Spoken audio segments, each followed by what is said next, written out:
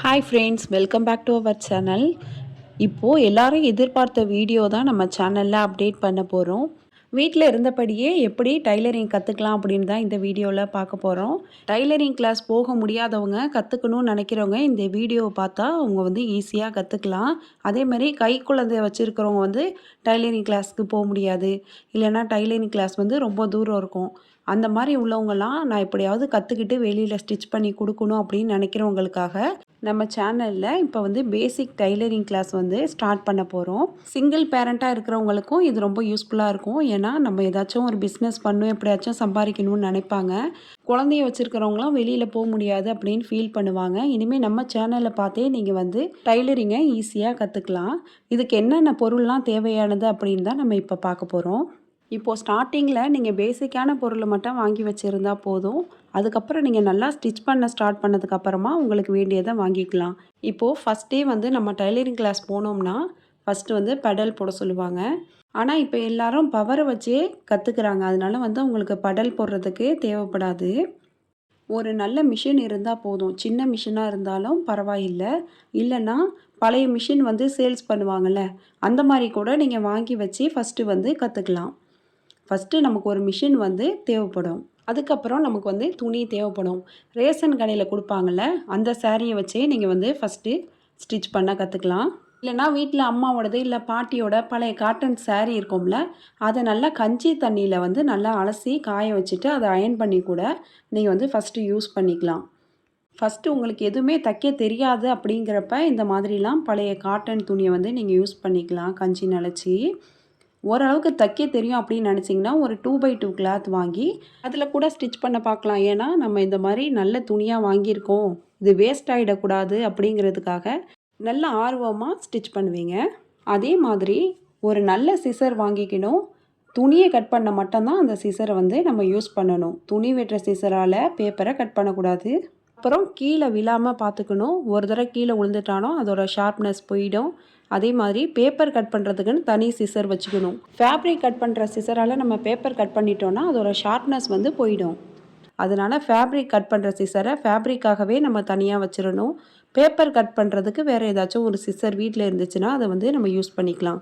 இதுக்கப்புறமா முக்கியமாக தேவைப்படுறது மெஷரிங் டேப். இப்போ நம்ம எந்த மெஷரிங் டேப்பை வச்சு நம்ம வந்து கட் பண்ணுறோமோ அதே மெஷரிங் டேப்பை வச்சு தான் நம்ம ட்ரெஸ்ஸு ஸ்டிச் பண்ணும்போது அளவு கரெக்டாக இருக்கான்னு செக் பண்ணணும். நம்ம மாறி மாறி ஒவ்வொரு மெஷரிங் டேப்பு எடுத்து நம்ம வந்து செக் பண்ணோம்னா அதோட அளவு வந்து நமக்கு சரியாக இருக்காது. ஏன்னா 1-2 மெஷரிங் டேப்பில் வந்து அளவு மாறுபடுறதுக்கு நிறையா சான்சஸ் இருக்குது. கரெக்டான மெஷரிங் டேப் ஒன்று வாங்கி வச்சுக்கோங்க. இதுக்கப்புறமா மார்க்கிங் சாக்கு உங்களுக்கு எந்த கலர் வேணுனாலும் நீங்கள் வாங்கி வச்சுக்கலாம். இதில் உங்களுக்கு பென்சில் டைப்பில் வேணும்னாலும் வாங்கிக்கலாம், வேக்ஸ் டைப்பில் வேணுனாலும் வாங்கிக்கலாம். இப்போ தான் பேசிக் கற்றுக்கிறீங்கன்னா பேசிக்காக டைலரிங் சாக்குன்னு கேட்டால் கொடுப்பாங்க. அந்த சால்க்கை வச்சே நீங்கள் வந்து பேசிக்கை வந்து கற்றுக்கலாம். உங்களுக்கு அந்த சாக்கில் வர டஸ்ட்டு பிடிக்கலனா இந்த மாதிரி வேக்ஸ் சால்க்கு வந்து நீங்கள் வாங்கிக்கலாம். அயன் பாக்ஸை வச்சு நம்ம அயன் பண்ணினாலே அந்த மார்க் வந்து நமக்கு போயிடும். உங்களுக்கு மார்க்கிங் பென்சில் யூஸ்ஃபுல்லாக இருக்கும்னு நினச்சிங்கன்னா மார்க்கிங் பென்சில் கூட வாங்கிக்கலாம். அதுக்கப்புறமா நீடில், நீங்கள் எந்த சைஸ் மிஷின் வச்சுருக்கீங்களோ அதுக்கேற்ற மாதிரி 14 நம்பரோ 16 இல்லை 18 எந்த சைஸ் நீடில் வேணுமோ அதை வாங்கி வச்சுக்கோங்க. அதே மாதிரி நம்ம ப்ளவுஸ்க்கு ஹெம்மிங் பண்ணுறதுக்கு நார்மல் நீடிலும் நம்ம ஒரு பாக்கெட் வந்து வாங்கி வச்சுக்கணும். அப்போ தான் நமக்கு ரொம்ப யூஸ்ஃபுல்லாக இருக்கும்.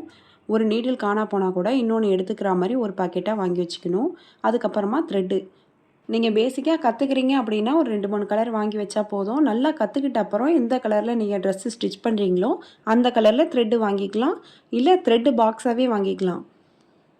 ஒரு பாக்ஸில் 50 கலரும் இருக்கும், 20 கலரும் இருக்கும். உங்களுக்கு எந்த பாக்ஸ் தேவையோ அதை வந்து நீங்கள் வாங்கிக்கலாம். அதுக்கப்புறமா பின்னு வாங்கிக்கலாம். ஏன்னா நம்ம லைனிங்லலாம் வச்சு ஸ்டிச் பண்ணும்போது இந்த பின்னு ரொம்ப யூஸ்ஃபுல்லாக இருக்கும்.